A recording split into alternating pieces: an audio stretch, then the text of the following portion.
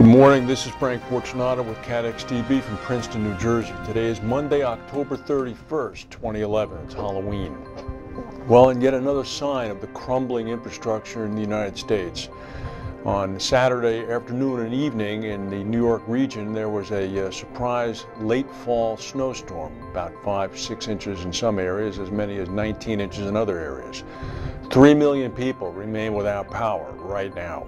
This office was cut off without power for about 30 hours. It seems that even the infrastructure cannot sustain a 5 or 6 inch snowstorm. 8 people ended up being killed as well. It was record-breaking snow for this time of year. Up in New Hampshire, 31 inches landed. In West Milford, New Jersey, 19 inches of snow were seen. By last night, there were about 3 million households without electricity across the mid-Atlantic. According to the governors of New Jersey and Connecticut, some areas will be without power until the end of the week. In addition to that, the temperature this morning when waking up was 28 degrees Fahrenheit. It would not be a good time to be without power. Well, there's more blowback now against Mark Byrne's Haverford's bid against a number of others for controlling interest in Omega. Omega shareholders are asking Mark Byrne now to pay a fixed price of 83 pence per share for his 25% stake. This is according to the Sunday Times in London yesterday. Omega founder John Robinson, the fourth largest investor, said that Omega is making an appalling decision, his words, to sell the stake to Byrne at prices that might be less than 83 pence.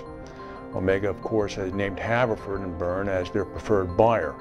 Some shareholders of Omega have also questioned whether Omega put the interests of Invesco, the firm's largest investor, first, rather than the balance of the shareholders. Again, this is according to the Sunday Times. In Thailand now, flooding continues to get worse. The industrial heartlands are still swamped.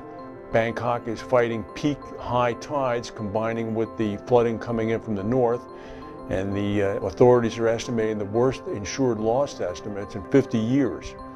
Apparently the sluice gates are now being guarded by the Thai army for fears that the public is going to take control of the gates because there's a widespread belief that the richer, more affluent areas are being preserved and in fact the less affluent areas are being sacrificed. There was a big earthquake Friday night in Peru, a 6.9 quake. No reports of any deaths so far, but 153 homes have been destroyed. It's the biggest quake since 2007. There were 9 aftershocks after the quake. One of them reached as high as 5.5. Validus is saying that they may end up sweetening their bid for Transatlantic Re. This is according to Insurance Insider. Their offer expires today on Halloween, so there may be an opportunity to sweeten the bid.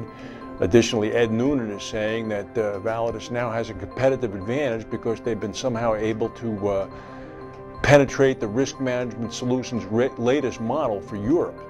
And they've managed to deconstruct it, and consulting with Risk Management Solutions, they now understand it better. And according to Noonan, he didn't want to give out too much detail because it's a competitive advantage. According to Noonan, they now have a better handle than their competitors do on what the model actually means for European risk, and thus they're going to be able to make more money.